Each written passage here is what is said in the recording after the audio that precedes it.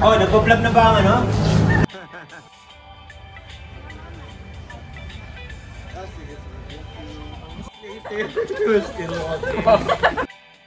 Pero at least wala nang mask. Yeah, that's true. Honestly, it's so dusty. Yun yung mahirap. Hi! Hindi na ulit, no? So, Malagas Garden Resort po ay meron po ito 12 hectares. Yes po, 12 hectares po yung resort and we have 5 attractions. So, we have bird feeding dome, petting zoo, butterfly sanctuary, butterfly and nakahide sa layout po.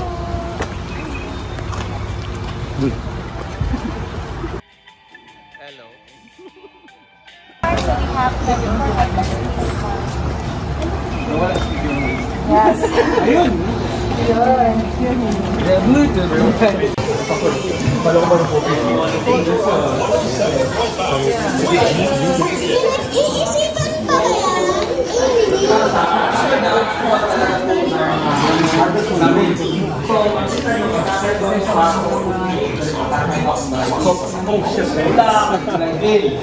So, before sa mga experiment, we have to fabricate it. So, we can say it kasi degrade. Kailangan ng condition. Kailangan kasi. So, after that, look for the access that will be so magkakaiba ang sukat. So, magkakaiba kasi ang operation process. So, you have to adjust it. So, yung box namin is magkakaiba. So, this is the image, magkakaibang kulay.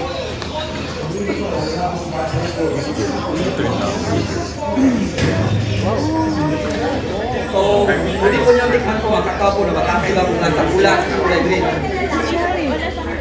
Yung kulay niya, yung kulay green, yung kulay yellow. Parang ano siya, ano? Parang...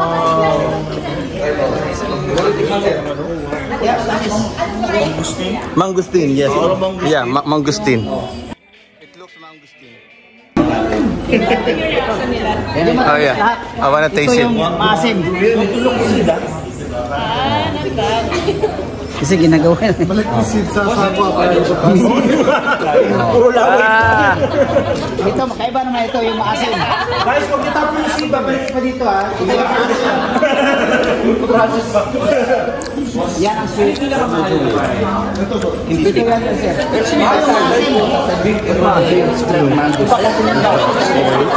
But there's something. Yeah, after this. It's okay. Hindi mo na nakakita nung... Russell, ba't nilulunok mo?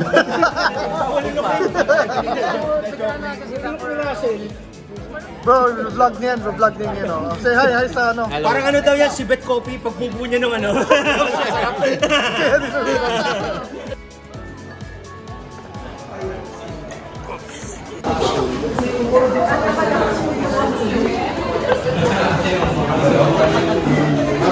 The fermentation.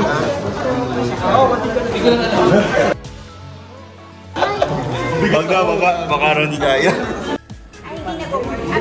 Bago pa natin.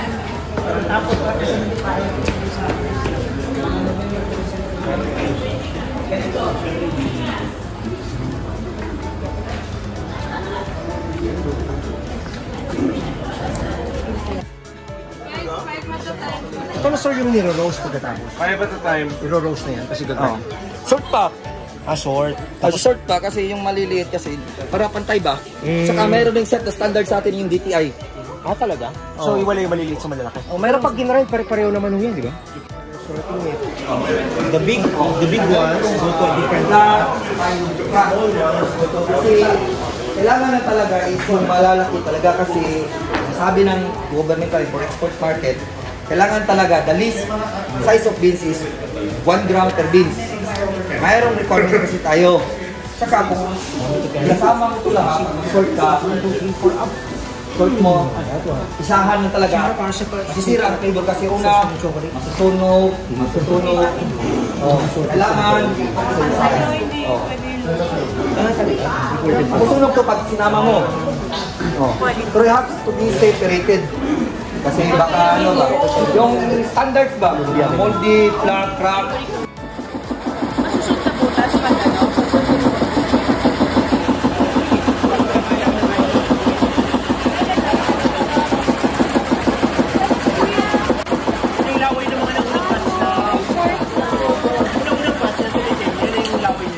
So practically, ito lang po.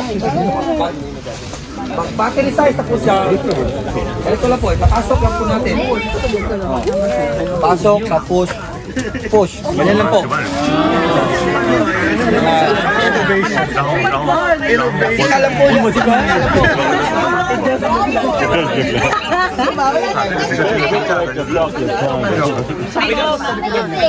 So, try po. Ano po tayo ng maliliit na box? Kayo po, ma'am.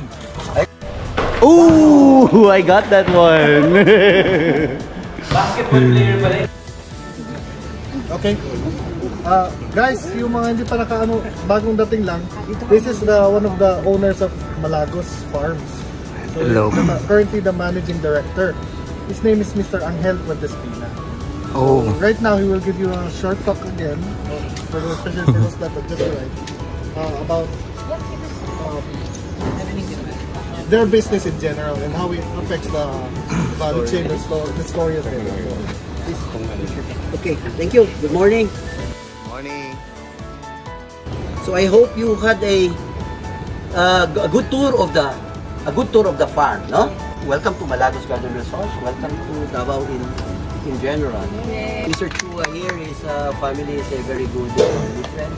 His dad also together with JC Senate. So when he asked me, he told me, Tito, can you talk a little bit? We plan to go to Davao and we've chosen your place, and we hope you can learn a little bit more about your family enterprise and here in our Malagos Chocolate Museum, the first and the only chocolate museum in the Philippines. So my name is Jenny, so I'll be the one to guide you here in our museum this morning. Okay, to start with our tour, so we have here to feature our local farmer, namely Manong Nonoy. So he has been here in the yes, so he has been here in the farm for more than 10 years already, along with our local farmers. So the Tanda farm, they see to it that they maintain the good practices, especially in harvesting, in fermenting, in drying, in sorting, and storing the cacao beans. But sad to say, Manong Nonoy passed away. However, his legacy lives on because during his time, he mentored a lot of our young farmers here in Puentespina Farm. So, yung kanina nakita natin doon, farm natin, so we have 24 hectares and we have more than 20,000 trees being planted at that farm.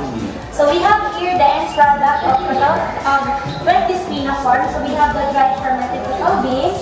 So this is what it looks like inside. You can nakita niyo po kanina. So after that, we deliver it here in Malagos Agriventure Corporation, the sister company of Malagos Garden Resort. So they are the one, or they are our chocolate team, so they are the one who make chocolates. They're not just making chocolates, but they ensure that we have safe and clean chocolates. So we have here the end product of Malagos Agriventure Corporation. So we have here the Malagos Dark Chocolate. So allow me to take over just so that we can have the tour a little bit. Kung mga malalaki, we call this quality. Now why do we have to segregate the beans by sizes? It's because of the roasting process. If for example we roast the small and big beans at the same time, by the time the big beans gets roasted, yung small one will be burnt already, and burnt cacao bean is very bitter, so that in turn will affect your chocolate products. So after po natin sinasegregate yung beans by sizes, we segregate the beans by its appearance. So first off, hinahanap po natin yung beans with white spot all over, and we have to tag that as quality bean. After we look for the moldy bean, we look for the insect damaged bean. Very easy to spot because it usually has a hole and is very damaged at the back. After that, we also find or look for the flat beans. So ito po hindi po natin magagamit because little to no cacao nibs inside as well. Now how do we do this process? We do it manually. Every single day, there are around 10 farmers who have to sit down, look through the beans one by one, and make sure that everything is of good quality. That's why we always share to everybody, chocolate making is a labor of love. It involves a lot of labor and passion for us to be enjoy one single chocolate bar. So the next time you wonder why a single artisanal chocolate product is much more expensive compared to the candy bars we are familiar of, it's really because of the hard work of our farmers for us to enjoy a single chocolate bar.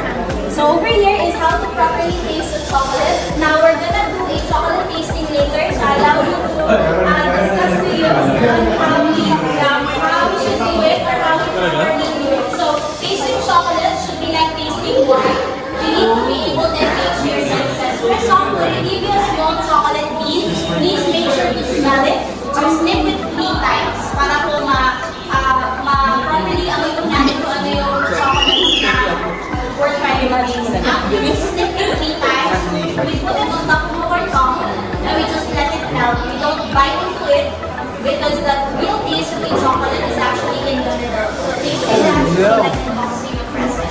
Again, you just sniff it 3 times, you put it on top of your tongue and you just let it melt. So allow me to guide you to chocolate tasting.